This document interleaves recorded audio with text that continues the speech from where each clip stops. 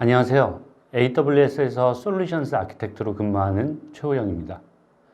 오늘은 AWS 어드밴스드 네트워킹 디자인이라는 주제로 AWS의 다양한 네트워크 서비스 소개와 또 트랜짓 게이트웨이 기반으로 조금 더 효과적인 VPC를 설계하는 방법을 소개해 드리겠습니다. 뿐만 아니라 서울 리전에 신규 출시된 게이트웨이 로드 밸런싱, 그리고 네트워크 파이어월 등을 주제로 여러분들께서 여러 개의 VPC를 효과적으로 설계하고 사용할 수 있는 방법들을 소개하도록 하겠습니다. 강연 중에 질문 방법은 보시는 화면처럼 고투 웹이나 퀘스천스 창에 질문을 주시면 됩니다. 오늘 세션의 목차들입니다. 먼저 이미 들으셨던 세션들과 VPC 관련 전체적인 네트워킹 서비스에 대해서 다시 한번 전체적으로 정리를 해보겠습니다. 그리고 AWS 네트워크 서비스 중에 하나인 트랜짓 게이트웨이에 대한 소개와 디자인 사례를 소개해 드리겠습니다.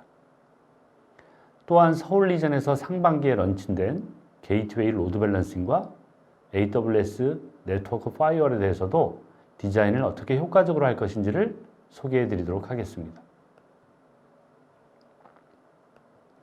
자, 먼저 AWS의 다양한 네트워크 서비스들에 대해서 전반적으로 다시 한번 리마인드하고 정리해 보도록 하겠습니다. 먼저 서울 리전을 머릿속에 한번 그려보시죠. 이제 하나의 계정을 생성하고 나만의 VPC 한 개를 생성을 해봅니다. 두 개의 가용 영역과 두 개의 퍼블릭 서브넷, 그리고 두 개의 프라이빗 서브넷을 각각의 가용 영역에 생성을 합니다.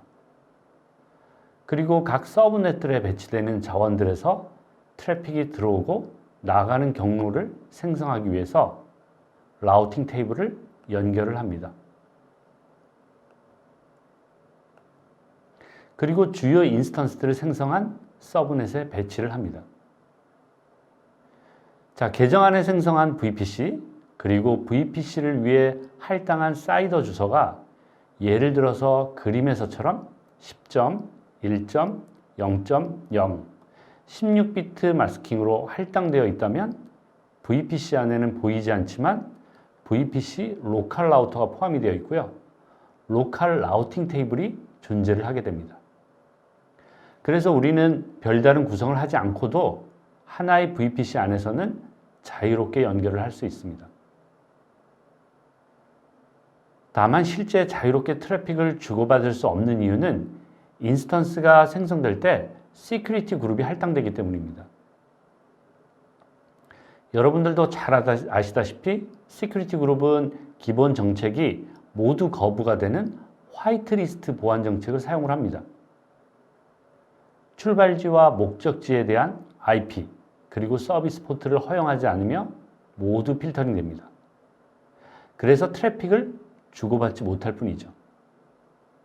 앞서 소개해드린 VPC 로컬 라우터는 VPC에 할당된 사이더 주소에 대한 모든 기본 라우팅 테이블이 포함이 되어 있습니다. 이 테이블에는 보시는 그림에서처럼 자동으로 로컬 테이블이 생성되어 있습니다. 자, 그럼 여기서 퍼블릭 서브넷과 프라이빗 서브넷은 어떻게 구분 지을 수 있을까요? 일반적인 어감이나 사전적 정의에서처럼 퍼블릭 서브넷은 퍼블릭 IP가 할당되어 있다, 이런 의미보다는 인터넷 게이트웨이와 연결이 되는 서브넷이 퍼블릭 서브넷이다 라고 생각하시는 게 좋습니다. 보시는 그림에서처럼 퍼블릭 서브넷에 할당된 10점, 1점, 0.0, 그리고 10점, 1점, 1.0, 이런 대역들은 인스턴스들이 인터넷을 사용하기 위해서는 그 경로를 알지 못하기 때문에 라우팅 테이블에는 0.0.0, 즉 디폴트 라우트, 인터넷 게이트웨이로 목적지를 향한다는 라우팅 테이블이 선언이 되어 있어야 됩니다. 이렇게 구성이 되면 이제 퍼블릭 서브넷에 속한 인스턴스들은 인터넷 게이트웨이를 통해서 인터넷 서비스를 할 수 있습니다. 이때 외부에서는 AWS에서 할당된 프라이빗, 즉 사설 IP 주소인 10.1.0.0의 대역을 알 수 없기 때문에 인터넷 게이트웨이에서 1:1 NAT로 공인 IP로 변환해서 보냅니다. 퍼블릭 서브넷에 위치한 인스턴스들은 자동으로 공인 IP를 할당받도록 되어 있습니다. 이 공인 IP를 통해서 외부로 통신할 수도 있고 외부에서 해당 공인 IP를 바라보고 직접 접근할 수도 있습니다. 보통 이것을 소스 NAT, 데스티네이션 NAT라고도 불립니다. 또한 AWS에서는 많은 완전 관리형 서비스들을 제공을 하고 있습니다. 이러한 완전 관리형 서비스에 대한 접근도 뒤에서 설명드린 VPC 엔드포인트를 사용하지 않는 경우 모두 인터넷 게이트웨이를 통해서 서비스하게 됩니다. 자, 그렇다면 여기서 프라이빗 서브넷에 배치된 인스턴스들은 어떻게 외부와 통신을 할까요? 우선 프라이빗 서브넷과 퍼블릭 서브넷과의 통신은 앞서 소개해드린 것처럼 VPC 로컬 라우터와 연계된 라우팅 테이블을 통해서 사용자가 특별하게 작업하지 않더라도 통신이 가능합니다. 물론 시큐리티 그룹이 허용되어 있어야 되겠죠. 하지만 프라이빗 서브넷이 인터넷 게이트웨이와 연결되어 있지 않기 때문에 외부와 통신은 불가능합니다. 이때 가능한 방법이 퍼블릭 서브넷에 NAT 게이트웨이 또는 NAT 인스턴스를 배치하는 겁니다. 퍼블릭 서브넷에 배치한 인스턴스가 외부로 통신하기 위해서 라우팅 테이블에 디폴트 경로를 인터넷 게이트웨이로 설정한 것처럼 프라이빗 서브넷의 디폴트 경로는 NAT 게이트웨이 또는 NAT 인스턴스로 설정하는 겁니다. 그렇게 되면 NAT 게이트로 외부 트래픽이 향하게 되고요. NAT 게이트웨이로 향한 트래픽은 다시 인터넷 게이트웨이를 통해서 서비스하게 됩니다. 하지만 이때 주의할 점이 하나 있는데요. NAT 게이트웨이 또는 NAT 인스턴스를 통해서 서비스되는 인스턴스들은 앞서 퍼블릭 서브넷처럼 1:1 NAT가 아니라 1:N NAT, 즉 PAT로 동작을 하게 됩니다. 즉, 단 한 개의 공인 IP로 수많은 인스턴스들이 외부와 통신을 하게 되는 방식입니다. 정리해보면 NAT 게이트웨이는 여러분들이 집에서 많이 사용하시는 공유기하고 동일합니다. 하지만 인터넷 게이트웨이는 여러분들이 살고 계신 아파트 대단지나 동네 구역을 담당하는 통신사 네트워크 장비와 같습니다. 즉, 대규모의 1:1 NAT의 프리미엄 서비스를 제공해 줄 수 있습니다. 자, 이제 다시 돌아가서 이제 AWS가 제공하는 완전 관리형 서비스들을 생각해 보시죠. 그림에서 맨 위에 S3, 이런 게 대표적인 완전 관리형 서비스고요. 또 기타 다른 EKS라든지 또는 SQS라든지 람다라든지 다이나모DB 모두 해당이 되죠. 내가 사용하고 있는 VPC에서 직접 연결해서 사용하고 싶지만 완전 관리형들은 내가 속한 VPC에 있지 않기 때문에 인터넷 게이트웨이를 통해서 사용을 해야 됩니다. 가만히 생각해 보면 비용과 또 효율성에서 매우 비합리적입니다. 이럴 때 사용하는 방법이 VPC 엔드포인트입니다. VPC 엔드포인트는 크게 두 가지로 나눠서 서비스를 제공해 드리고 있습니다. 첫 번째는 S3와 다이나모DB를 대상으로 하는 VPC 엔드포인트 게이트웨이 타입입니다. 두 번째는 완전 관리형 대부분을 대상으로 하는 VPC 엔드포인트 인터페이스 타입입니다. 두 가지의 차이는 게이트웨이 타입은 라우팅 테이블에 보시는 것처럼 추가되는 작업이 반드시 필요하다는 거고요. VPC 엔드포인트 인터페이스 타입은 라우팅 테이블에 별도로 작업을 하지 않아도 됩니다. 그림에서 S3와 다이나모DB를 연결하기 위해서 퍼블릭 라우팅 테이블과 프라이빗 라우팅 테이블에 각각 VPC 엔드포인트 게이트웨이 타입을 추가를 합니다. 이렇게 되면 인터넷 게이트웨이를 거치지 않고요. 곧바로 VPC 엔드포인트를 통해서 직접 연결할 수가 있습니다. 아파트의 정문 말고 지름길 쪽문으로 바로 사용하실 수 있다는 의미가 됩니다. 만약 다른 AWS의 완전 관련 서비스들을 직접 VPC에 연결하고 싶다면 VPC 엔드포인트 인터페이스를 설정하시면 라우팅 테이블의 추가 없이 더 편리하게 사용하실 수 있습니다. VPC 엔드포인트는 다른 계정이나 다른 VPC의 서비스를 연결하는 서비스로도 사용을 많이 하고 있습니다. 이것을 보통 VPC 엔드포인트 서비스 또는 프라이빗 링크라고 합니다. 만약 다른 VPC의 웹 서비스 포트로 또 내 계정의 VPC에 속한 인스턴스에서 연결을 만약에 원하게 된다면 뒤에서 소개해드리는 VPC 피어링이나 트랜짓 게이트웨이도 없이도 아주 간단하게 연결을 하실 수 있습니다. 자, 이제 내가 소유한 다른 외부의 VPC 또 온프렘, VPN들을 연결하는 방법들을 다시 복기를 한번 해보죠. 먼저 버추얼 프라이빗 게이트웨이를 한번 살펴보시죠. 버추얼 프라이빗 게이트웨이는 이름에서도 의미하듯이 가상 사설 게이트웨이입니다. VPC의 사설 게이트웨이라는 의미가 되겠죠. 앞서 VPC에서는 인터넷 게이트웨이가 있다고 말씀드렸습니다. 버추얼 프라이빗 게이트웨이, VGW는 인터넷 연결용이 아니라 사설로 VPN이나 외부 전용선을 연결할 수 있는 게이트웨이입니다. 그림에서처럼 VGW는 외부 전용선을 연결할 수도 있고요. 이중화된 VPN 터널링을 연결할 수도 있습니다. 이때 VPN 터널링은 자동으로 터널이 2개 열려서 하나는 액티브, 또 하나는 스탠바이로 연결이 됩니다. 마찬가지로 VPC 내부에서 이러한 사설 경로를 연결하기 위해서는 라우팅 테이블을 퍼블릭 또는 프라이빗 서브넷에 연결된 라우팅 테이블에 추가를 해야 됩니다. 외부에 연결할 필요 없이 내부의 다른 VPC나 다른 계정의 VPC에 연결하기 위해서는 VPC 피어링을 통해서 연결해서 사용하실 수 있습니다. 이때도 라우팅 테이블에 추가가 되어져야 됩니다.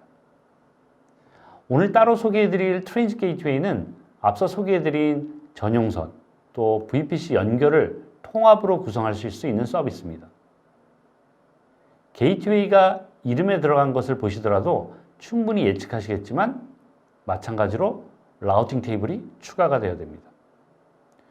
정리해보면 게이트웨이 이름이 들어간 서비스와 피어링은 모두 VPC 안에 있는 라우팅 테이블에 그 경로가 추가가 되어야 됩니다. 하지만 앞서 소개해드린 대로 VPC 엔드포인트 같은 경우에는 특히 VPC 엔드포인트 서비스는 라우팅 테이블에 따로 추가할 필요가 없기 때문에 매우 편리하게 사용하실 수 있고요. 특히 완전 관리형을 연결하실 때 너무 편하게 쓰실 수 있습니다. 이제 대부분의 트래픽 흐름은 소개를 해드렸습니다. 레이어 4 기반의 로드 밸런싱을 처리하는 네트워크 로드 밸런싱, 즉 NLB나 HTTP, HTTPS와 같은 레이어 7 기반의 로드 밸런싱이 가능한 ALB는 오늘 소개에서 제외되어 있습니다. 트래픽 흐름이 제법 많죠. 이런 흐름을 좀 더 자세하게 모니터링하고 싶으실 겁니다. 어떤 인터페이스의 ENI, 즉 엘라스틱 네트워크 인터페이스, 마치 NIC 카드 같은 거죠. 그리고 서브넷, 게이트웨이, 보안 설정을 거치고 트래픽이 어떻게 흘러다니는지 보고 싶을 때는 VPC 플로우를 활성화해서 확인하실 수 있습니다. 이러한 VPC 플로우 데이터는 S3, 클라우드 와치, 키네시스 등에 저장하거나 스트리밍할 수 있습니다. 저장된 데이터는 아테나와 같은 도구를 통해서 퀵사이트 등과 같은 BI 도구로 트래픽의 흐름을 가시성 있게 진단하실 수도 있고요. 또는 엘라스틱이나 기타 다른 서드 파티를 통해서도 UI를 통해서 또 확인하실 수 있습니다. 보안이나 VPC 전체 상황을 살펴보기를 원하는 경우에는 매우 중요한 방법론이 됩니다. 이제 최근에 발표되었던 몇 가지 서비스들과 기능들을 추가로 좀 소개를 해드려 보겠습니다.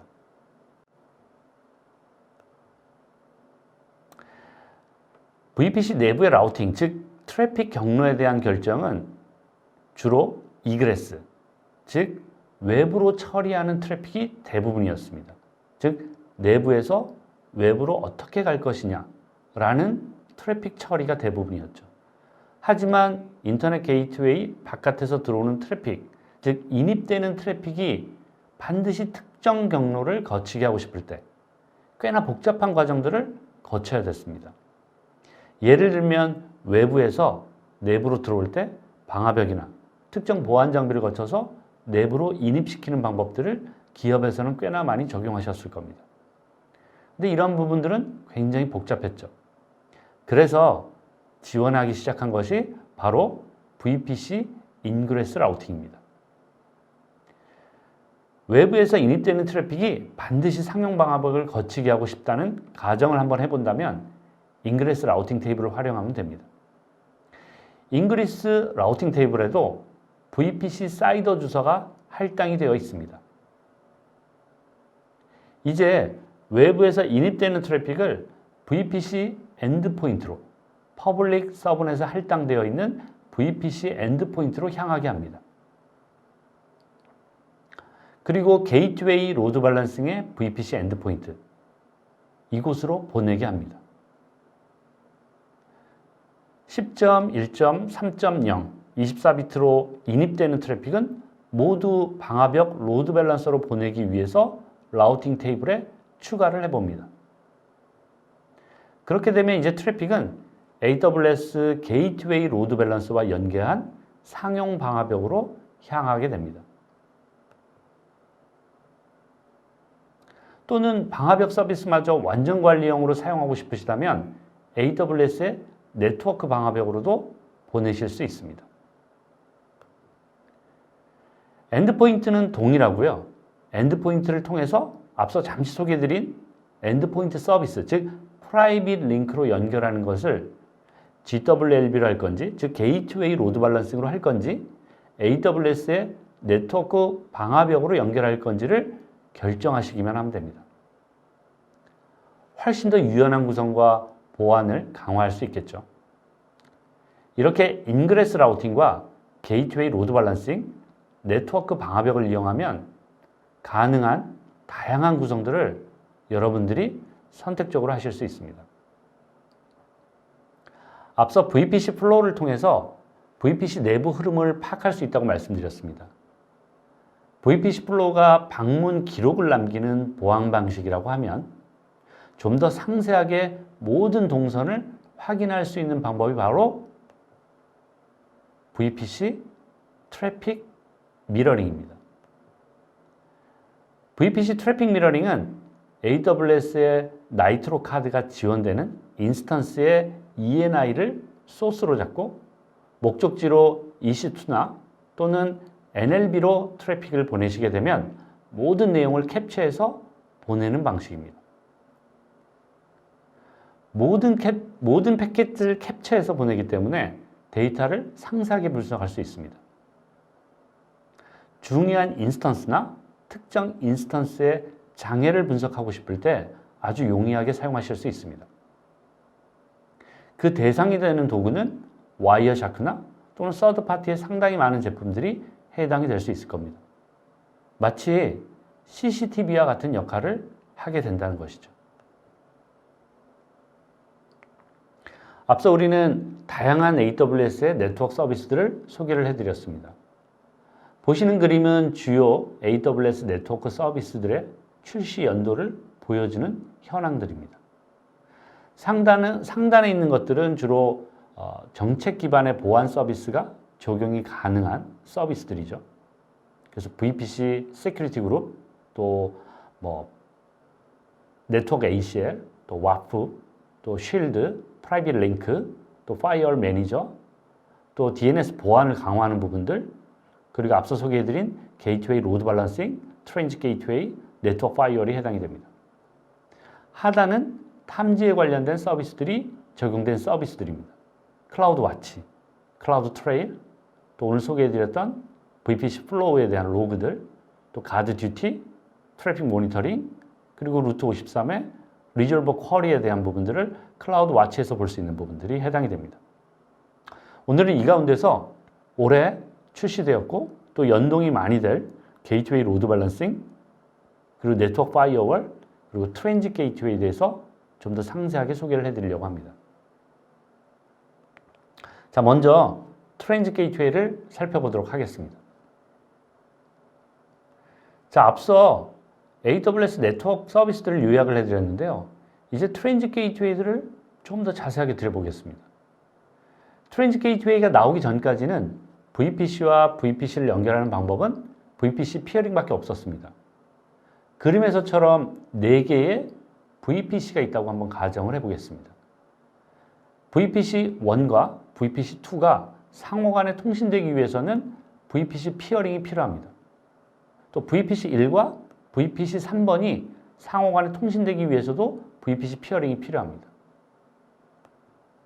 그런데 VPC1과 VPC4가 통신되기 위해서도 피어링이 필요해요. 근데 만약에 지금 그림에서처럼 다 연결이 되어 있는 것 같지만 VPC2번과 VPC4번이 통신이 가능할까요? VPC 피어링은 트랜짓을 허용하지 않기 때문에, 즉 거쳐가는 것을 허용하지 않기 때문에 반드시 1대1 피어링을 해야만 통신이 가능한 구조입니다. 그래서 상호 간의 모든 통신이 이루어져야만 보시는 것처럼 통신이 가능해집니다. 또한 만약에 VPC들이 VPN 구성이나 또 온프렘 연결이 필요하다면 모든 VPC들이 개별로 버추얼 프라이빗 게이트웨이를 구성하고 또 연결을 다 해야 되는 아주 복잡한 구조들입니다. 이런 구성은 VPC가 많아질 경우에는 아주 복잡하고 또 VPN과 DX, 즉 전용선을 연결하는 구성에서도 매우 복잡하고 또 관리가 매우 부담스러운 구조 중에 하나입니다. 한번 가정을 해보겠습니다. 앞서서는 VPC가 4개가 있었는데요. VPC가 10개가 있고 상호 간에 연결을 한다고 한번 가정을 해보시죠. 그래서 이런 것들을 전부 다 연결한다고 한번 가정을 해보면 무려 피어링 개수가 45개가 필요합니다. 만약 VPC가 100개 있다면 어떻게 될까요? 피어링은 4,500개가 필요하다는 공식이 나오게 됩니다. 이론적인 이야기이긴 하지만 VPC 5개만 구성하더라도 피어링이 10개 이상 나오는 구조이기 때문에 매우 부담스러운 구조입니다. 트랜짓 게이트웨이는 이러한 단점을 해소하기 위해 등장했습니다. 간편하게 연결하고 그 안에서 좀 더 가시성 있고 제어권도 편리하게 조정을 할 수 있습니다. 또한 네트워크 ACL, 시큐리티 그룹에 대한 부담을 줄일 수 있는 디자인도 가능합니다. 추가적으로 멀티캐스트를 지원하기 때문에 증권사의 시세 전송이나 또 기타 다른 기업 안에서 멀티캐스트를 위한 스트림 전송에도 부가적으로 사용이 가능합니다. 무엇보다 가장 큰 장점은 VPC 연결과 전용선 연결, 그리고 해외 리전이나 다른 계정의 VPC도 모두 연결이 가능하다는 점입니다. 이러한 구성을 통해서 관리적인 부담들을 모두 덜어내실 수 있습니다. 기존 VPC 피어링이 내가 원하는 목적에 가기 위해서 환승이 되지 않는 공학이라고 생각하시면 이해가 쉽습니다. VPC 1번에서 VPC 3번을 가기 위해서 다시 티켓팅을 하고 수화물을 찾아서 다시 붙이고 이런 번거로운 작업들이 일어나야 됩니다. 하지만 트랜짓 게이트웨이는 VPC를 건너 다른 VPC를 갈 때 환승이 가능한 트랜짓, 즉 허브 공항과 같은 역할을 할 수 있습니다. 마치 인천공항과 같은 트랜짓이 가능한 게이트웨이라는 의미를 그 워딩 자체에서 포함을 하고 있습니다. AWS의 트랜짓 게이트웨이는 그러한 역할을 담당을 하게 됩니다. 트랜짓 게이트웨이는 처음 보시는 서비스일 수도 있기 때문에 다소 생소하고 복잡해 보일 수 있지만 핵심 원리만 이해를 하시게 되면 굉장히 쉽게 접근하실 수 있습니다. 먼저 트랜짓 게이트웨이를 생성을 하면 몇 가지 구성 컴포넌트들을 만나시게 됩니다. 제일 먼저 트랜짓 게이트웨이를 생성을 하고 기존의 자기 계정에 있는 VPC들을 생성한 트랜짓 게이트웨이 연결하기 위해서 어태치먼트를 만드시게 되고요. 연결된 VPC 안에 있는 사이더 주소들이 어떤 목적지로 갈 때 어디로 갈지 라우팅 테이블을 만드는 게 그 핵심입니다. 라우팅 테이블은 이미 VPC 안에서도 서브넷에 연결이 되어 있어서 사용되는 룰이기 때문에 그렇게 낯설지가 않으실 겁니다. 트랜짓 게이트웨이는 VPC 안에 있던 로컬 라우터와 같은 녀석이 완전 관리용으로 S3처럼 또는 EKS처럼 또는 람다처럼 바깥에 빠져나와 있다고 생각하시면 훨씬 더 이해가 쉬우십니다. 그래서 VPC에 있는 라우터가 아닌 완전 관리형 라우터로 바깥에 빠져나와서 VPC 라우팅이나 또는 전용선이나 VPN을 연결하기 쉽게끔 트랜짓을 한다라고 이해하시면 되겠죠. 자, 그럼 단계는 간단합니다. 먼저 트랜짓 게이트웨이를 생성을 합니다. 이 트랜짓 게이트웨이는 그림에서 보시는 3개의 VPC와 필요에 따라서는 VPN, 또 다이렉트 커넥트, 즉 전용선이 되겠죠. 또 다른 리전의 트랜짓 게이트웨이 피어링을 구성할 수도 있습니다. 그림에서처럼 트랜짓 게이트웨이는 완전 관리형처럼 특정 VPC에 소속되어 있지 않고 별도로 빠져나와 있습니다. 트랜짓 게이트웨이 구성은 버추얼 프라이빗 게이트웨이와 굉장히 유사하게 ASN 넘버를 할당을 해야 됩니다. VGW를 많이 사용해 보신 분들 또는 한두 번 정도 사용해 보신 분들은 이미 ASN 넘버를 알고 계실 겁니다.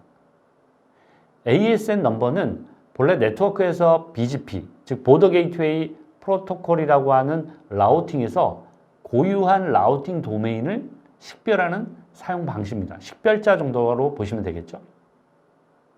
특히 16비트로 65,536개로 한정이 되어 있고요. 이 가운데 64,512는 사설 ASN 넘버입니다. 마치 사설 IP처럼 사용하시게 되는 거죠. VGWS에서 ASN을 할당하는 것처럼 트랜짓 게이트웨이도 하나의 게이트웨이이기 때문에 64,512번 이상의 사설 ASN 번호를 할당을 하게 됩니다. 모든 값들은 기본으로 구성을 합니다. 보시는 옵션 중에서 라우트 테이블 프로파게이션이라는 옵션을 체크하시는 걸 보실 수 있는데요. 이것은 나중에 VPC가 트랜짓 게이트웨이에 어태치가 되면 VPC가 가지고 있는 사이더 주소 B클래스를 예를 들면 그 B클래스가 자동으로 트랜짓 게이트웨이에 라우팅 테이블을 전파하겠다는 의미가 됩니다. 물론 이것은 모두 설정한 다음에 변경하실 수도 있기 때문에 참조하시기 바랍니다.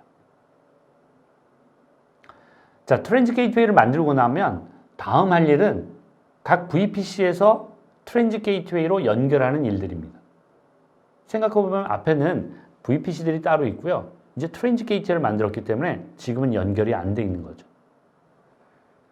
연결하기 위해서는 각 VPC에 어떤 서브넷에 연결할 건지 어태치먼트를 구성하는 작업을 합니다. 그림에서 보시면 제가 트랜짓 게이트웨이 서브넷이라고 TGW 서브넷이라고 새롭게 서브넷을 VPC 맨 하단에 할당해 놓은 걸 보실 수 있는데 여기에 어태치먼트를 구성을 했습니다. 새로운 서브넷을 할당하셔서 이렇게 연결하셔도 되고요. 기존 서브넷, 프라이빗이나 퍼블릭 서브넷 쪽에 어태치먼트를 통해서 트랜짓 게이트웨이를 붙이셔도 상관은 없습니다.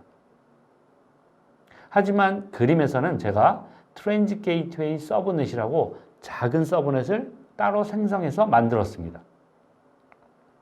서브넷의 최소 사이더 할당은 28비트니까 총 14개의 IP를 새롭게 할당한다고 보시면 됩니다.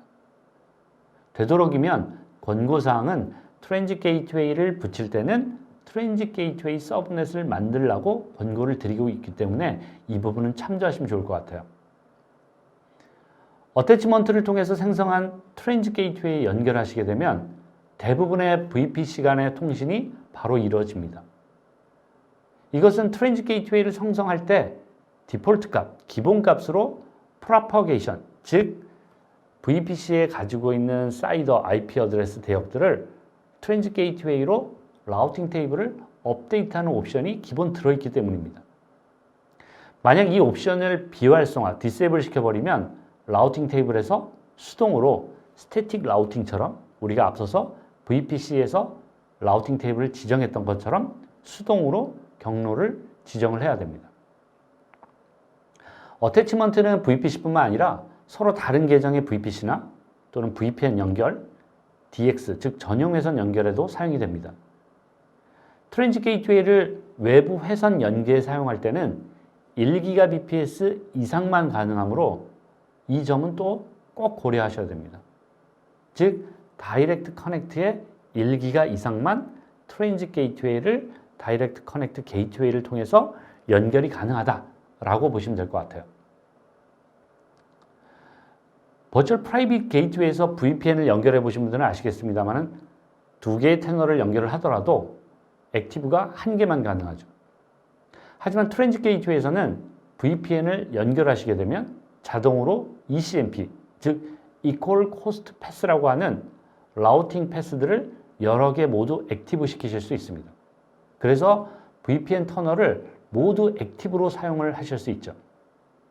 우리가 보통 VPN 터널은 한 개당 1.25기가의 BPS를 제공을 하는데 우리가 로지컬하게 8개 터널을 뚫었다라고 하면 10기가 BPS의 VPN을 구성하실 수 있다는 의미이기 때문에 확장만 한다라고 하면 VPN 성능도 충분히 확대해서 보실 수 있다는 게 트랜짓 게이트웨이의 큰 특징 중에 하나입니다.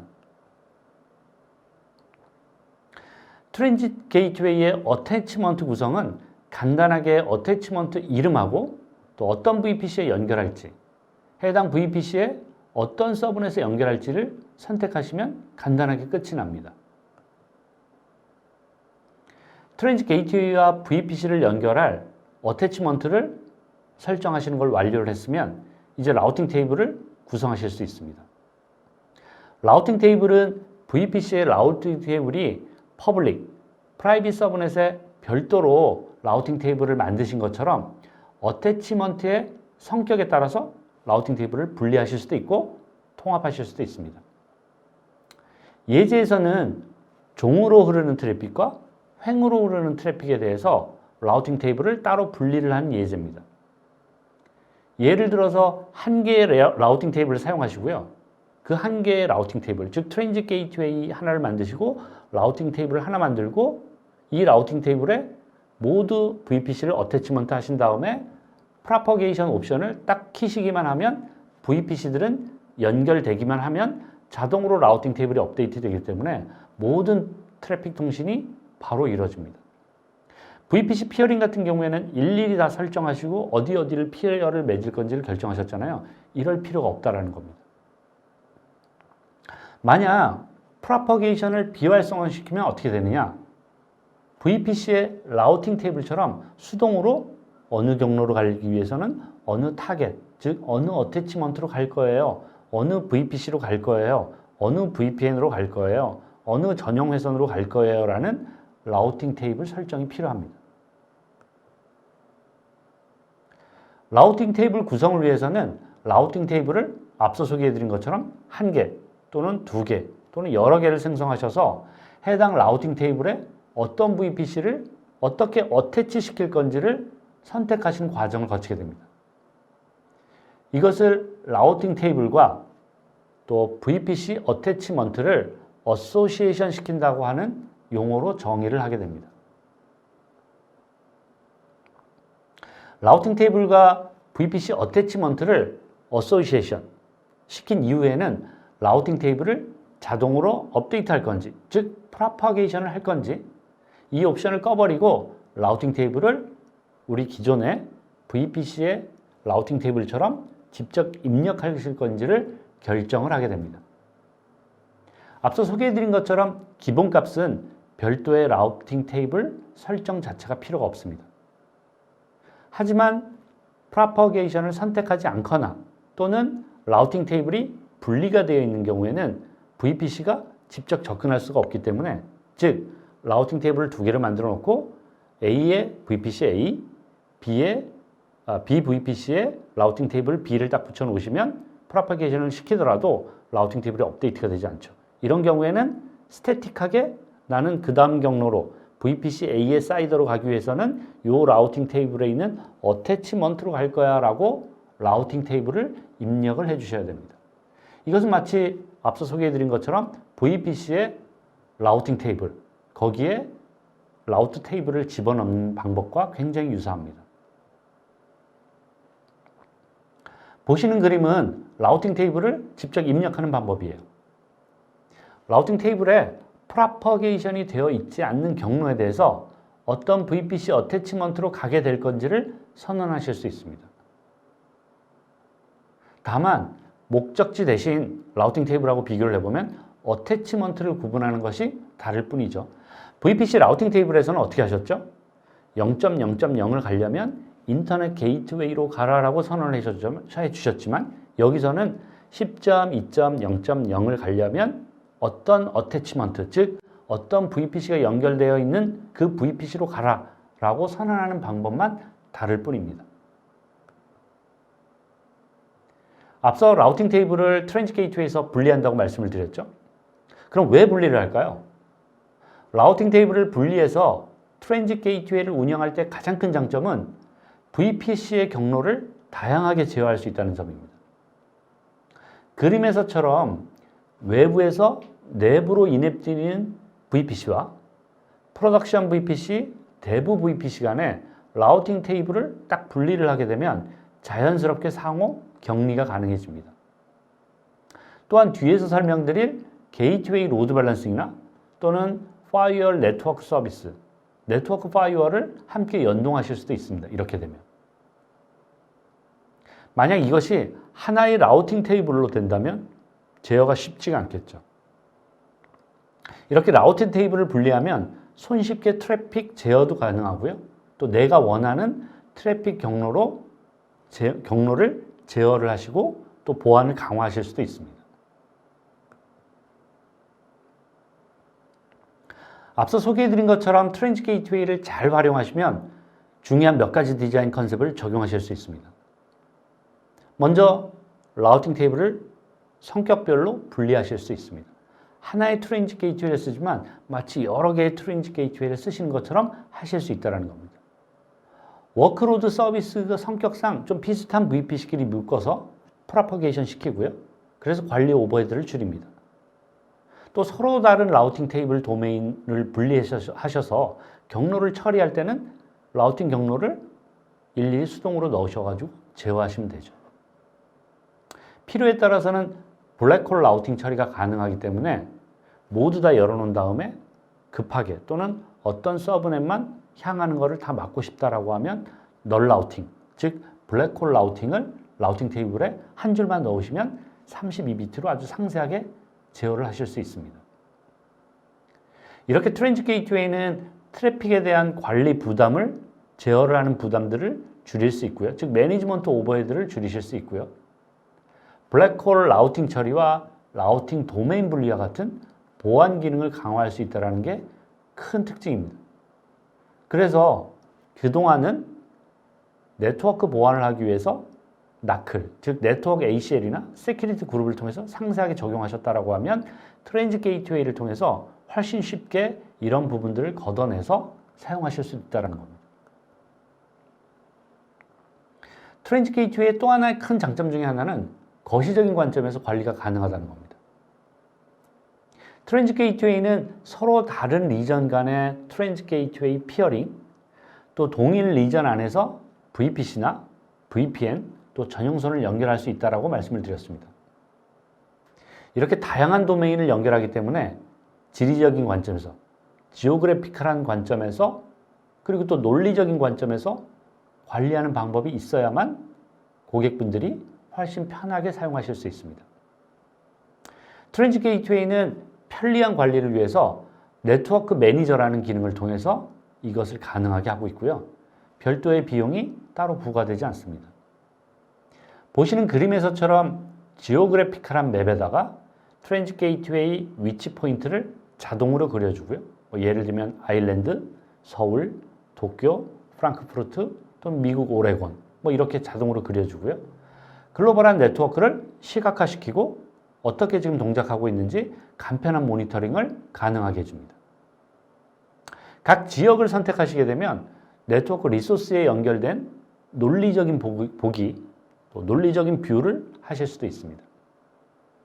마치 네트워크 관리 시스템, 즉 NMS와 굉장히 유사하기 때문에 트랜짓 게이트웨이가 연결된 피어링들에 대한 전반적인 가용성을 모니터링할 수 있습니다.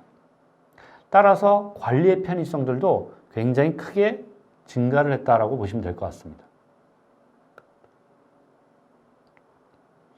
트랜짓 게이트웨이는 추가적으로 경로 분석기가 포함이 되어 있습니다. 즉 라우트 아날라이저라고 표현이 되어 있는데요. 트랜짓 게이트웨이에서는 이러한 경로 분석기를 통해서 라우팅을 분석하고 소스 그리고 목적지 간의 라우팅을 시각화해 줍니다. 만약 글로벌하게 라우팅이 이슈가 되고 있고 글로벌 네트워크에서 어떤 이슈로 트래픽이 중단이 일어나거나 또는 라우팅이 문제가 있다라고 하면 이 UI 툴을 통해서 간단하게 진단하실 수 있고 어느 지점에서 문제가 생겼는지를 확인해 보실 수가 있습니다. 자, 이제 이러한 트랜짓 게이트웨이의 다양한 컨셉이나 방법론을 알려드렸는데 실제 한번 디자인의 예를 들어보겠습니다. 우선 앞서 소개해드렸지만 4개의 VPC를 사용하고요. VPC 피어링을 어떻게 구성했는지 보고 한번 예를 살펴보겠습니다. 우선 헤드쿼터 VPC하고 프로덕션 VPC를 연결을 합니다. 그리고 프로덕션과 스테이징 VPC를 연결을 합니다. 마지막으로 스테이징과 대부 VPC를 연결합니다.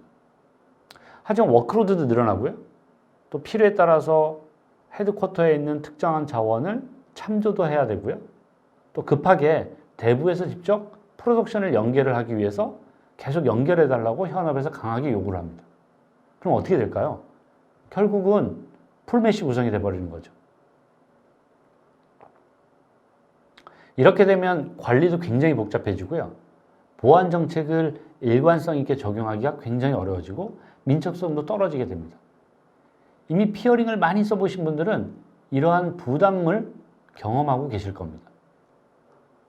자, 이런 것들을 트랜짓 게이트웨이에서 굳이 외부 전용선이나 VPN을 붙이지 않더라도 어떻게 할 수 있는지 한번 예를 들어 보겠습니다.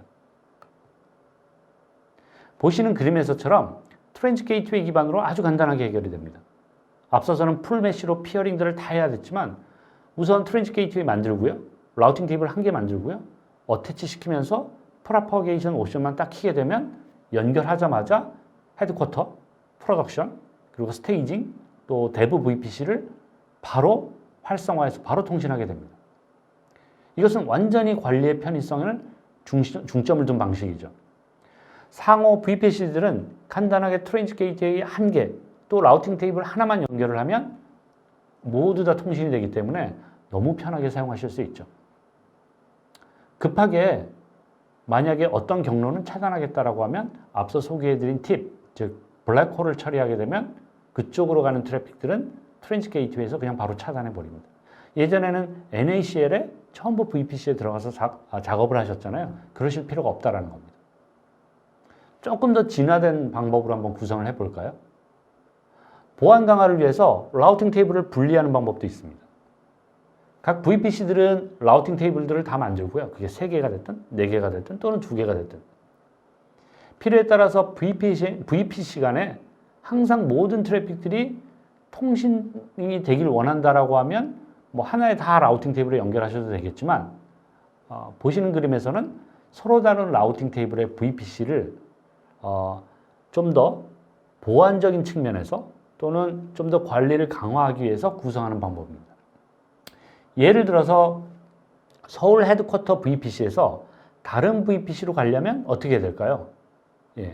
VPC 라우팅 테이블 구성하듯이 트랜짓 게이트웨이 라우팅 테이블에 가고자 하는 목적지 IP에 대한 어느 VPC로 갈지의 어태치를 선택하고 집어넣으시기만 하면 됩니다.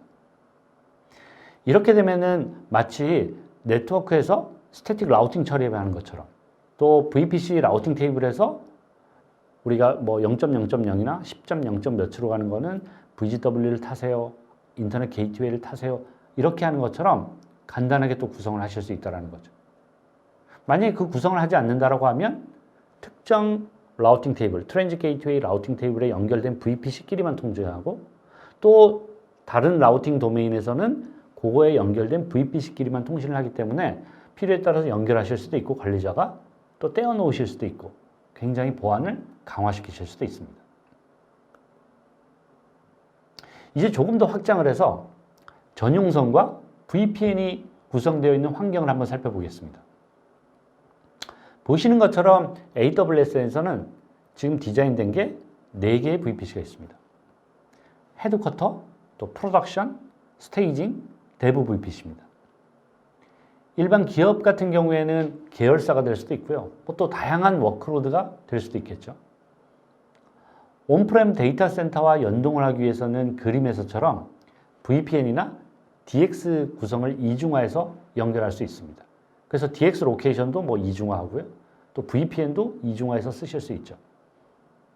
이때 AWS 사이드에서는 이런 다이렉트 커넥트와 같은 전용선과 VPN을 연결하기 위해서는 각 VPC 안에서 Virtual Private Gateway라고 하는 VGW를 통해서 연결을 하게 됩니다. 온프렘 데이터 센터에서 전용선을 통해서 각 VPC에 연결하기 위해서는 또 추가적으로 Private BIP라고 하는 논리적인 터널을 통해서 분리해서 각각 연결합니다. 즉, VPC가 4개 있으면 Private BIP가 4개 생겨서 논리적으로 다 따로 연결을 하는 거죠. 그렇다고 하더라도 VPC 내부에서 서로 연결하기 위해서는 다시 VPC 피어링을 통해서 연결해야 되기 때문에 풀메쉬로 또 구성을 해야 됩니다. 이러한 구성은 관리적으로 매우 복잡하고요. 일관된 정책을 배포하기 아주 어려운 구성입니다. 자, 이제 우리는 트랜짓 게이트웨이를 배웠기 때문에 이걸 한번 사용을 해보죠. 트랜짓 게이트웨이의 가장 큰 장점은 모든 외부 그리고 모든 내부의 접점을 하나로 모아서 트랜짓 허브와 같은 역할을 할 수 있다는 점입니다. 보시는 그림에서처럼 트랜짓 게이트웨이를 통해서 외부의 전용선, VPN, VPC를 하나로 모을 수 있습니다. 앞서 전용선을 VPC에 제공하기 위해서는 논리적으로 쪼갠다고 했죠.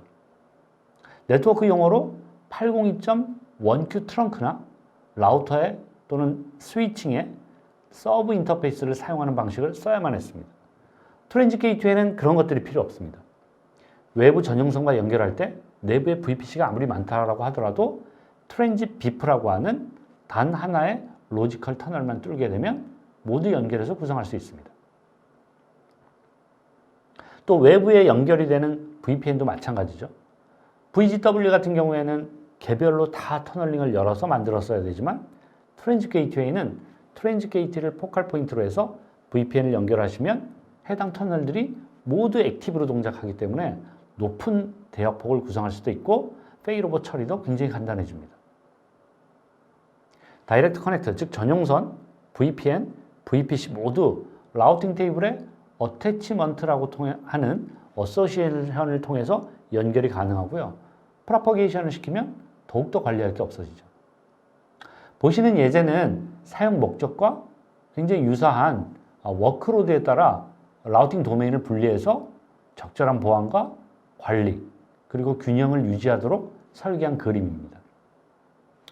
앞서 소개했던 버추얼 게이트웨이와 또 VPC 피어링 구조보다는 훨씬 간단해졌죠. 이렇게 트랜짓 게이트웨이는 새롭게 다양한 워크로드를 설계하시거나 또는 기존의 멀티 VPC를 사용하는 고객이나 또 외부와 연동을 굉장히 다양하게 하는 고객들한테 굉장히 편리성, 즉 매니지먼트 오버헤드를 최소화시키고요. 보안성을 가져다 줄 수 있는 AWS의 향후 핵심적인 네트워크 서비스입니다. 오늘 소개를 다 해드리지는 못했지만 엔터프라이즈 기업들이 SD-WAN과 같은 최근 트렌드들을 여기에 적용하시려면 또한 트랜짓 게이트웨이가 서포트를 하고 있기 때문에 유기적인 연동이 됩니다. 따라서 이 또한 굉장히 미래지향적인 설계가 가능하다라고 말씀드릴 수 있습니다. 자, 이제 불과 몇 개월 전에 한국 리전에 GA가 된 새로운 엘라스틱 로드 밸런싱 서비스, 게이트웨이 로드 밸런싱 서비스에 대해서 소개를 해드리도록 하겠습니다. 게이트웨이 LB는, 게이트웨이 로드 밸런싱은 기존의 VPC 내부에서 보안 장비나 또는 기타 어플라이언스 장비를 구성을 해서 사용하셨을 때 어려웠던 점들을 해소하기 위해서 출시가 됐습니다. 예를 들어서 기존의 어플라이언스 구성을 한번 살펴보시죠.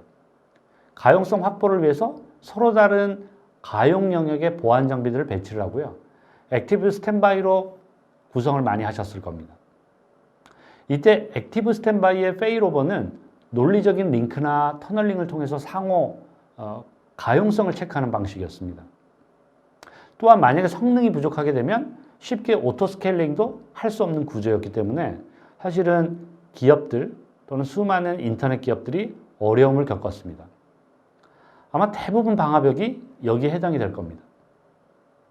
게이트웨이 로드 밸런싱은 기존의 이러한 어려움을 해결하기 위해서 오늘 세션 맨 처음에 소개해드렸던 VPC 엔드포인트와 프라이빗 링크를 통해서 좀 진화된, 향상된 NLB 서비스를 조합을 해서 제공해드리는 서비스입니다.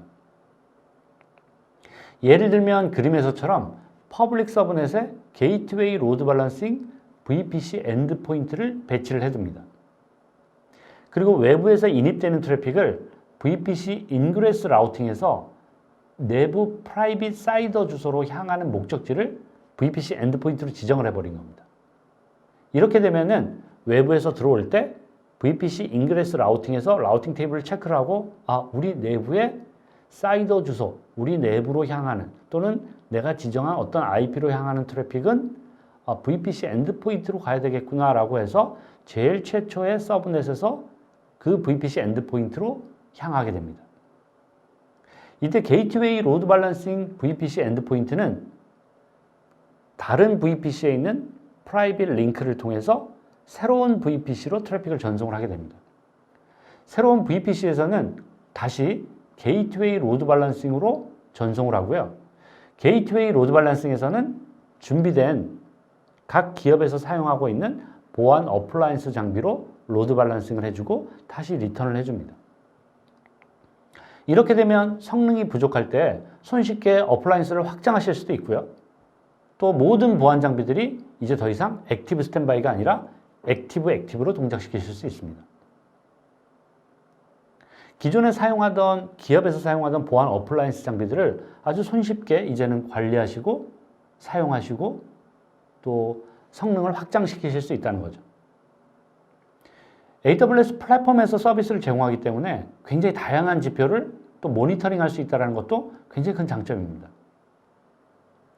뿐만 아니라 앞서 소개해드린 트랜짓 게이트웨이하고 또 연동을 하시게 되면 많은 VPC들로 인입되는 트래픽을 게이트웨이 로드 밸런싱을 통해서 보안 서비스를 굉장히 안정적으로 제공할 수 있습니다.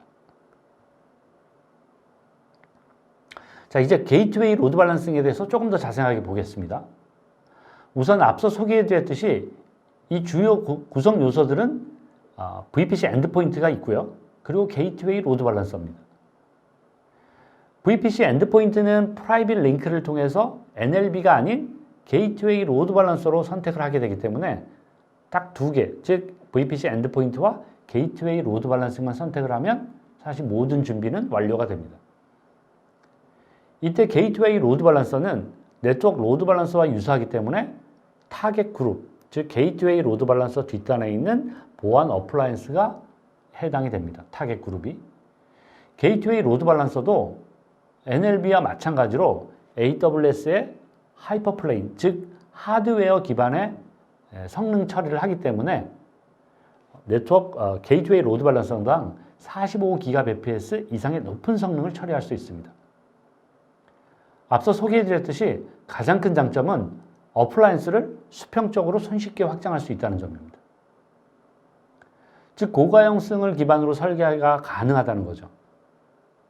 또 하나의 특징은 NAT를 하거나 PAT를 하거나 이렇게 하지 않고 소스를 변경하지 않기 때문에 소스 트래픽을 그대로 처리해서 VPC 내부로 인입시킬 수 있습니다. 이때 로드 밸런싱과 소스 트래픽을 유지하는 방식으로 제네브라고 하는 프로토콜을, 표준 프로토콜을 사용을 해서 게이트웨이 로드 밸런서와 어플라이언스, 즉 보안 장비들 간의 터널링 표준 프로토콜을 사용합니다. 앞서 제네브 RFC 8926에 정의되어 있는 프로토콜을 게이트웨이 로드 밸런서와 그리고 보안 어플라이언스, 즉 방화벽과 같은 장비들 간에 맺는다고 말씀을 드렸는데, 제네브 같은 경우에는 UDP 6081을 사용을 합니다. 그래서 이 포트를 통해서 터널링을 구현하고요. GWLB하고 즉 게이트웨이 로드 밸런서와 보안 어플라이언스 간의 인캡슐레이션을 구성하게 됩니다. 이때 소스 IP, 목적지 IP, 프로토콜, 포트 기반의 5TPL로 로드 밸런싱을 하게 되어 있습니다. 이런 게이트웨이 로드 밸런서 정보를 메타데이터 형태로 전달을 하고요. 이걸 기준으로 플로우가 섞이지 않도록 분산 처리를 하고 다시 리턴하는 방식입니다. 당연히 제네브 프로토콜을 지원해야 되고요. 게이트웨이 로드 밸런싱과 그래야 연동이 가능합니다. 이 보시는 제품들은 앞서 소개해드린 이 제네브를 서포트를 하는 회사 제품들이고요. 이런 제품들이 현재 게이트웨이 로드 밸런스와 연동이 가능하기 때문에 만약 우리가 디자인을 구현해서 사용하시겠다라고 하면 이 프로토콜을 서포트를 하는지 AWS 웹페이지에서 확인하시고 연결하시면 될 것 같습니다. 향후 제네브가 지원되는 제품들이 점점 증가할 예정이고요. 게이트웨이 로드 밸런서와 연동되는 제품들은 그에 따라서 굉장히 많아질 걸로 기대를 하고 있습니다. 자, 그렇다면 AWS 계정 내에서 워크로드들이 어떻게 적용이 될까요? 크게 분산형, 디스트리뷰트형, 그 다음에 센트럴라이즈, 즉 중앙형 게이트웨이 로드 밸런서 디자인으로 설계하실 수 있습니다. 먼저 왼쪽에 3개의 VPC를 먼저 한번 보아보시죠. 각각의 VPC들은 개별 인터넷 게이트웨이를 따로 가지고 있습니다. 이때 외부에서 유입이 되거나 외부로 향하는 트래픽에 대해서는 만약 게이트웨이 로드 밸런서를 통해서 보안 서비스를 받고 싶다라고 하면 보시는 그림처럼 구성이 가능합니다. 왼쪽에 있는 각 VPC에서 VPC 엔드포인트를 인터넷 게이트웨이와 연결된 서브넷에 각각 배치를 합니다. 그럼 그림에선 3개가 배치가 되겠죠? 이렇게 되면 외부에서는 VPC 인그레스 라우팅을 통해서 들어올 때 라우팅 테이블을 넣어주고요. 외부에 보호하고자 하는 자원으로 향하는 트래픽, 즉 VPC 내부에 어떤 리소스로 향하는 트래픽은 VPC 엔드포인트로 가게 만듭니다. 그럼 VPC 엔드포인트는 게이트웨이 로드 밸런싱 기반의 보안 어플라이언스를 통해서 보안 룰이나 트래픽 검증을 받게 됩니다. 내부에서 외부로 향할 때도 마찬가지입니다. 내부에서 외부로 가는 디폴트 라우트를 VPC 엔드포인트, 게이트웨이 로드 밸런서의 VPC 엔드포인트로 목적지를 향하게 되면 마찬가지로 게이트웨이 로드 밸런서를 거쳐서 보안을 검증한 이후에 다시 리턴돼서 바깥으로 나가는 방식을 취할 수 있습니다. 이렇게 구성하게 되면 왼쪽에 보시는 3개의 VPC들은 항상 게이트웨이 로드 밸런서에 연결되어 있는 여러분들이 사용하고 계시는 보안 어플라이언스를 전부 통과해서 구성하게 됩니다. 또 하나의 디자인은 우리가 앞서서 학습한 트랜짓 게이트웨이를 사용하는 겁니다. 3개의 VPC에 각각 트랜짓 게이트웨이를 앞서처럼 어태치 시키고 어소시에이션 시킨 다음에 라우팅 테이블을 2개로 분리를 해보는 겁니다. 한 개의 라우팅 테이블은 기존 3개의 VPC를 연결을 하고요. 한 개의 라우팅 테이블은 GWLB가 연결되어 있는 헤드쿼터 VPC에 연결을 합니다. VPC 1, 2, 3이 외부로 갈 때는 이 해당 트랜짓 게이트웨이 라우팅 테이블에서 어디로 가라? GWLB로 가라라고 선언을 해줍니다. 그렇게 되면 VPC 1, 2, 3은 외부로 갈 때, 즉 디폴트 라우트로 갈 때는 반드시 게이트웨이 로드 밸런서가 위치한 VPC 쪽으로 향하게 됩니다. 그러면 이 VPC에는 다시 디폴트 라우트를 VPC 엔드포인트로 향하게 하는 거죠. 이렇게 되면 앞서 소개한 것처럼 VPC 인그레스 라우팅과 함께 연동을 해서 외부로 나가는 모든 트래픽들은 이 헤드쿼터에 있는 VPC를 다 통하게 되고요. 그 안에 이미 VPC 엔드포인트를 통해서 게이트웨이 로드 밸런싱으로 구성을 하게 해놨기 때문에 모두 보안 검증을 받게 됩니다. 즉 외부로 나가고 들어오는 거는 전부 우리 회사의 보안 장비를 거치게 하라라고 구성을 하나 해보자는 거죠. 하지만 대신 왼쪽에 있는 3개의 VPC 간 통지는 GWLB를 거치지 않고 트랜짓 게이트웨이를 통해서 손쉽게 서로 상호간 통신을 하실 수 있게끔 구성할 수 있습니다. 앞서 트랜짓 게이트웨이 구성에서 외부 연동할 때만 게이트웨이 로드 밸런싱을 썼죠.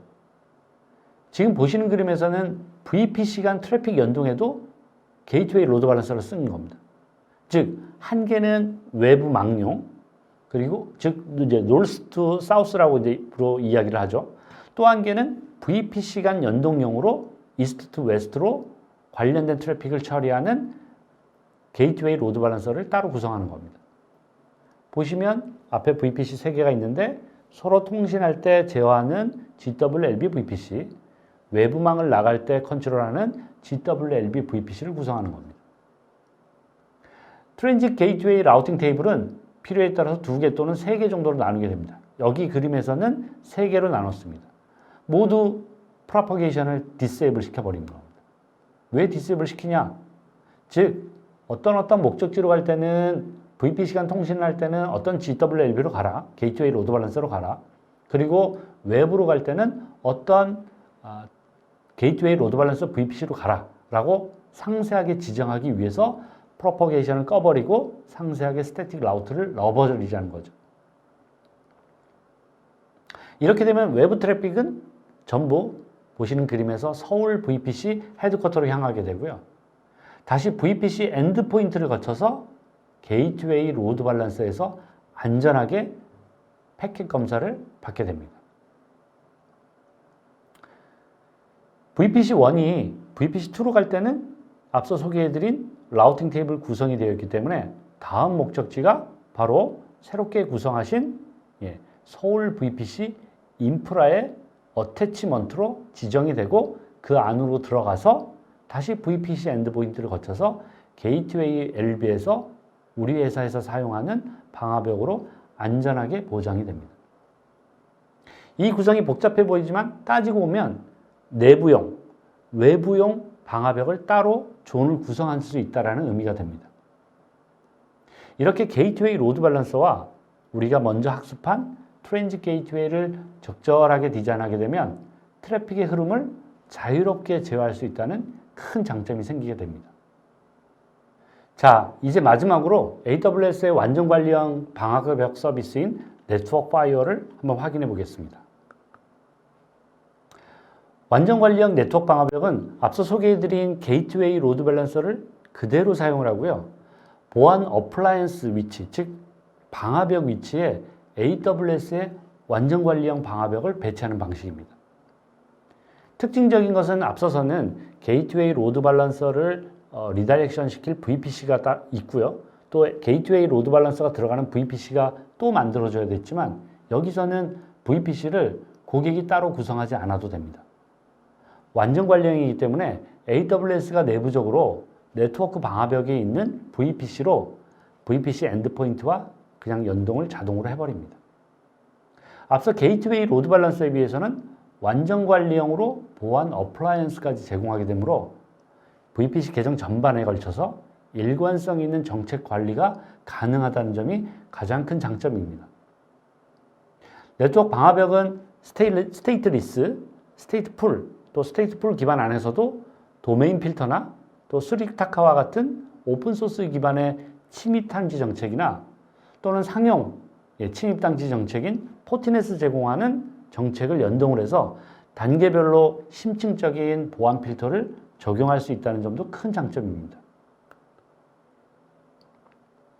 내부적으로 게이트웨이 LB와 즉 게이트웨이 로드 밸런서와 VPC 엔드포인트를 사용하기 때문에 트래픽의 흐름은 생략을 하고요. 여기서는 네트워크 파이어의 구조를 잠깐 소개를 해드리겠습니다.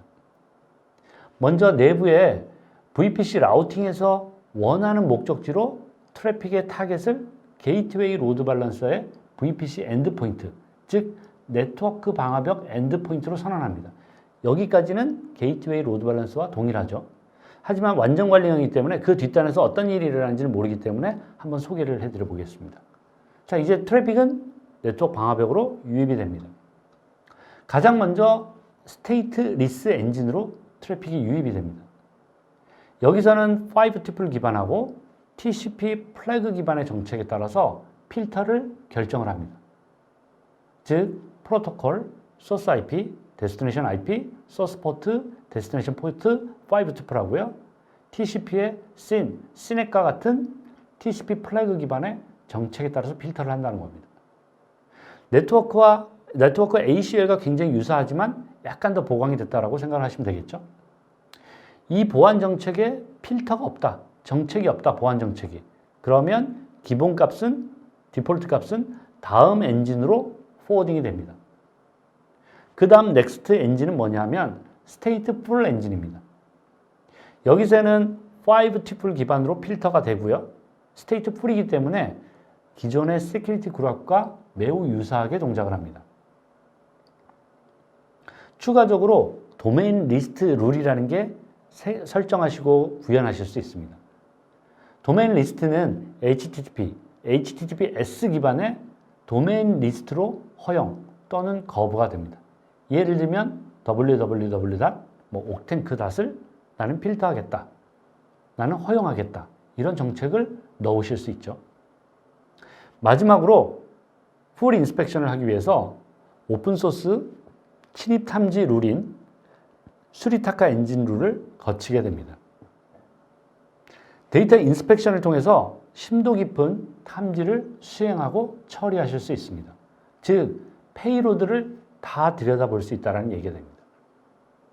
스테이트 풀 단계에서는 각각 룰에 따라서 패스할 건지, 즉 포워딩 할 건지, 얼랏을 띄울 건지, 경고를 띄울 건지의 얘기죠. 또는 드랍, 리젝을 할 건지에 대한 액션이 취해지게 됩니다. 얼랏이나 드랍 같은 경우에는 로그로 남기실 수 있습니다. 해당 로그는 클라우드 와치로 전송하실 수도 있습니다. 정리해보면 방화벽 정책이 있고 로깅 정책이 별도로 존재를 하게 됩니다. 방화벽 정책은 스테이트 리스, 스테이트 풀로 구분이 되어 있고요. 스테이트 풀 정책은 다시 추가적으로 도메인 리스트 기반이나 오픈소스 기반의 침입 탐지 룰 플러스 상용 기반의 침입 탐지 룰을 적용해서 세분화시킬 수 있습니다. 이러한 단계별 룰들이 있는데 각 룰에서 일어나는 얼럿이나 또는 드랍된 패켓의 로그는 클라우드 와치로 전송이 돼서 로깅을 다시 상세하게 분석할 수 있도록 구성을 해두었습니다. AWS의 완전 관리형 방화벽 구성은 앞서 말씀드린 대로 게이트웨이 로드 밸런서 구성과 굉장히 유사합니다. 보시는 구성은 단일 VPC의 단일 가용 영역에서 네트워크 파이어월에 대한 구성 방식입니다. 외부에서 들어오는 트래픽, 또 내부에서 외부로 나가는 모든 트래픽들을 네트워크 방화벽을 통해서 보안성 검사를 체크받고요.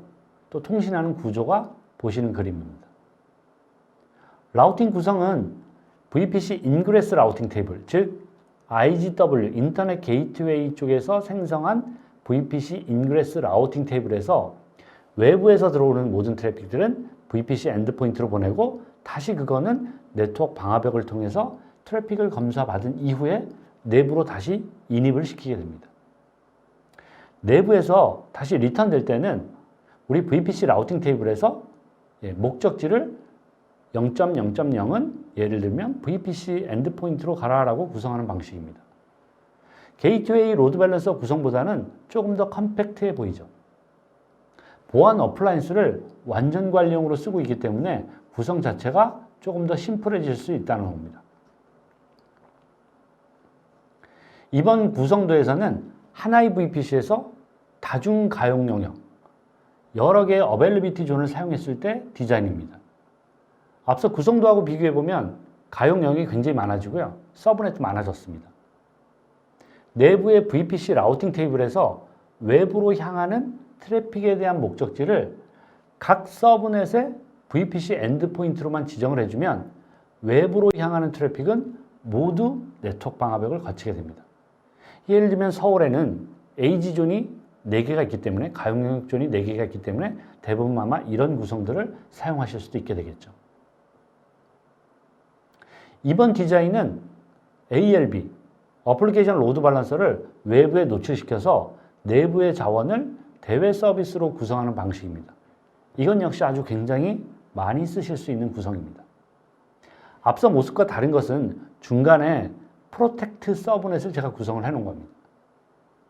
파이어월 서브넷, 프로텍트 서브넷 계층적으로 해놨지만 사실은 이 두 개 다 모두 공인 IP를 바인딩할 수 있도록 구성을 합니다. 그래야 외부에서 ALB로 접근할 때 서비스를 제공해 주실 수 있죠.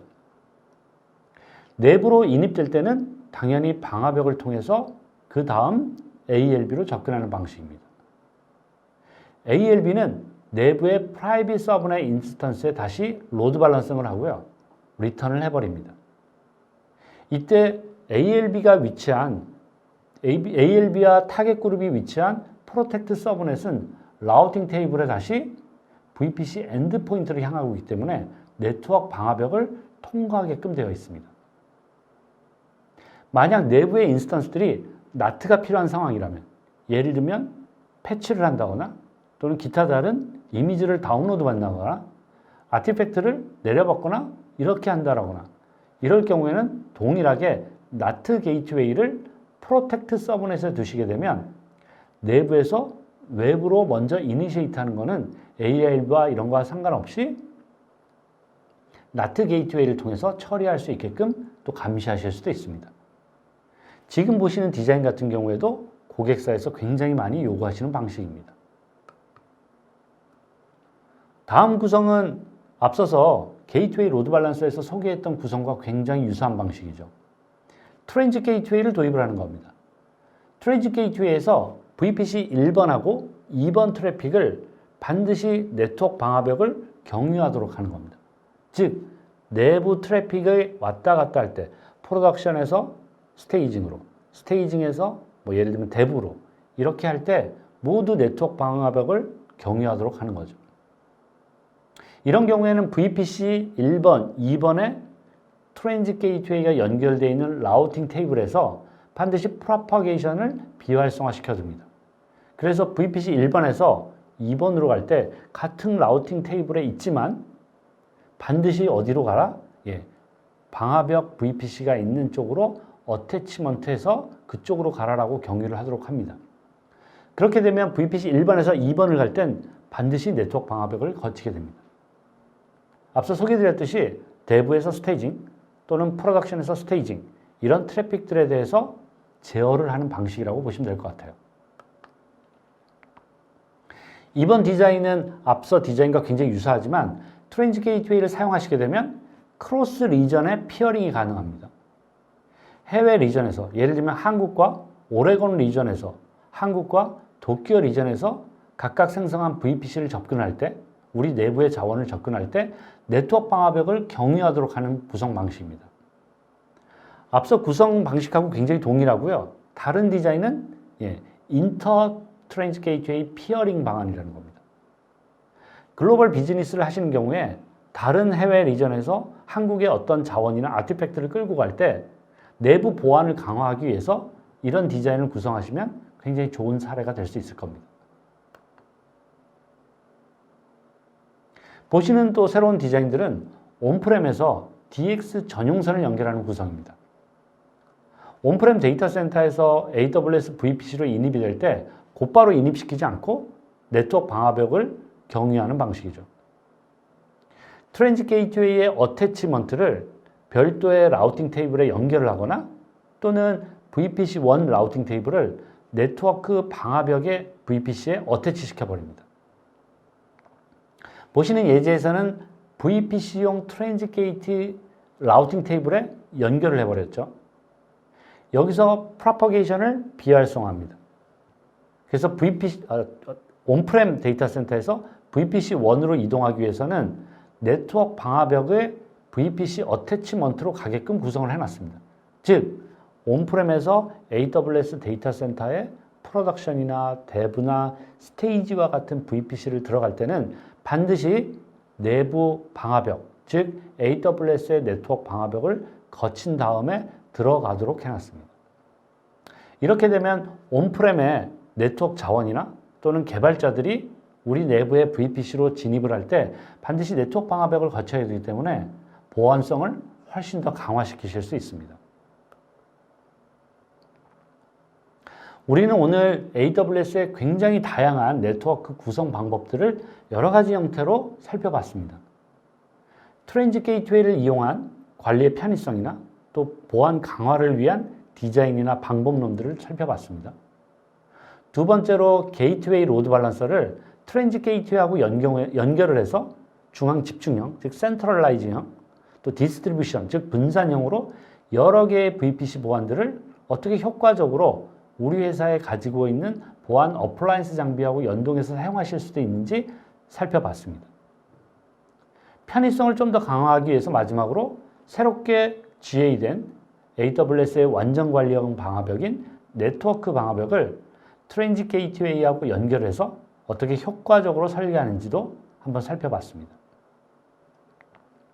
이제 AWS를 사용하시면서 여러 개의 VPC, 그 안에서 보안, 그리고 잘 정리된 관리 정책에 대해서 누구나 고민하고 계실 겁니다.